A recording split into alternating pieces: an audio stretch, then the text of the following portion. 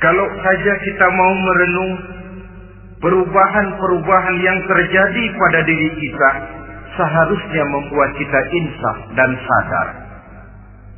Di kala remaja kita begitu lincah, punya rambut yang hitam ikal berderai, punya lesung di pipi, punya senyum yang indah menawan setiap orang yang melihat, punya kulit yang kencang dan bersih.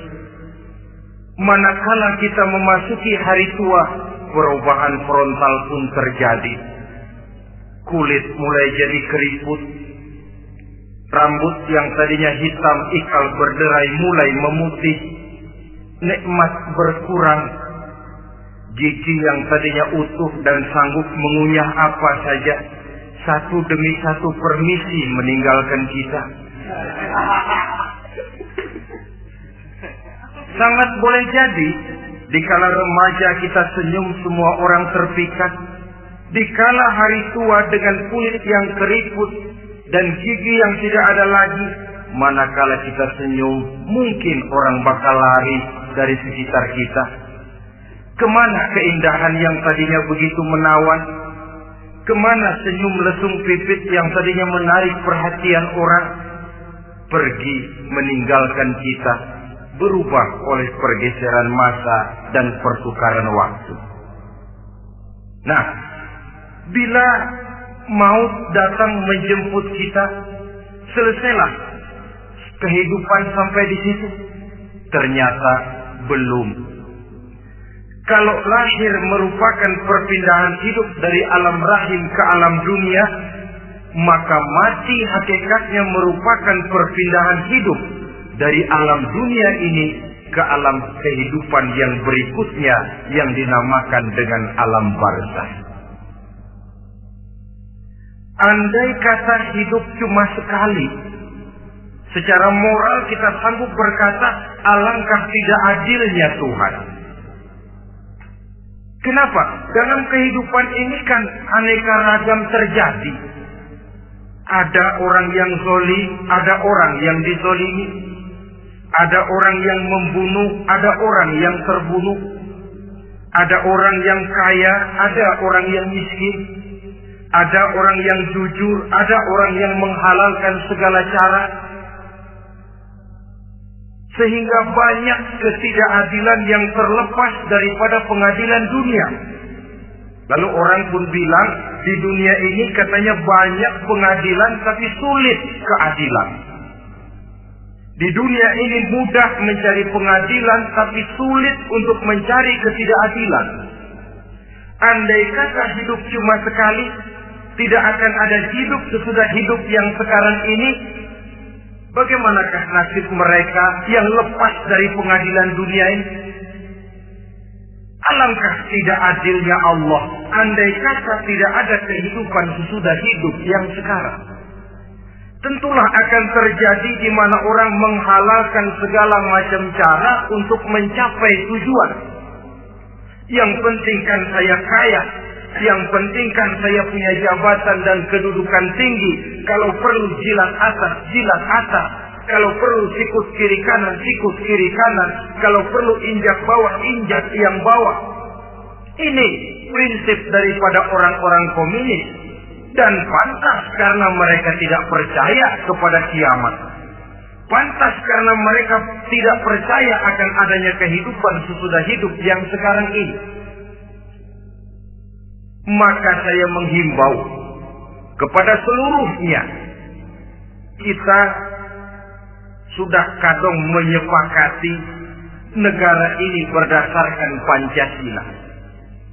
Kita sudah kadung konsensus bahwa PKI dengan seluruh ajarannya tidak punya hak hidup di bumi Pancasila yang kita cintai ini. Maka salah satu ajaran PKI tujuan menghalalkan cara kita orang Indonesia yang berbudi pekerti luhur, yang punya nilai budaya tinggi, janganlah sampai mencaci PKI, membubarkan PKI, mengutuhkan PKI, tapi dalam kehidupan sehari-hari prakteknya prinsip komunis kita pakai. Apa itu tujuan menghalalkan cara? Asal sudah tujuan tercapai, cara apapun saja halal. Itu pandangan hidup orang yang tidak percaya kepada adanya hari akhirat. Sebagai muslim yang yakin akhirat ada, kiamat pasti akan datang. Hidup tidak cuma sekali. Maka kalau kita zalim, kalau kita berbuat aniaya, kalau kita melakukan korupsi, kalau kita merugikan orang lain, boleh jadi kita terlepas daripada pengadilan dunia. Tapi ingatlah, kita tidak akan pernah lepas dari pengadilan Allah. Pengadilan Qadhi Rabbul Jalil, di mana kita akan diadili dengan seadil-adilnya. Dan tidak satu perbuatan yang bersifat salah, yang bagaimanapun kecilnya, yang akan lepas dari pengadilan di akhirat itu nanti. Pantas saja kalau satu hari malaikat Jibril datang menasihati Rasulullah Sallallahu Alaihi Wasallam, yang artinya juga menasihati kita semua. Apa kata malaikat Jibril kepada baginda Nabi? Ya Muhammad, isma syi'ta wa innaka mayyitun. Hai Muhammad, hiduplah semau kamu, tapi jangan lupa kamu pasti akan mati. Kalau memang dilarang tidak terlarang, dicegah tidak tercegah, kamu mau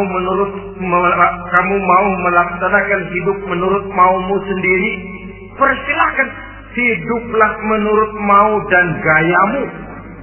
Tapi jangan lupa, fa innaka mayyitun, satu saat kau pasti bakal mati. Dan mati itu bukan akhir dari segalanya. Dia babak baru bagi kehidupan selanjutnya. Silakan hidup menurut maumu, tapi jangan lupa kau pasti akan mati. Wa'man ma syi'ta fa innaka majziyun bih. Kerjakan apa saja yang kamu mau. Kalau kau mau menghalalkan segala macam cara, persilahkan halalkan segala macam cara. Tapi jangan lupa kau akan mendapat balasan dari seluruh amal perbuatanmu. Wa ahbib ma syi'ta fa innaka mufariquhu.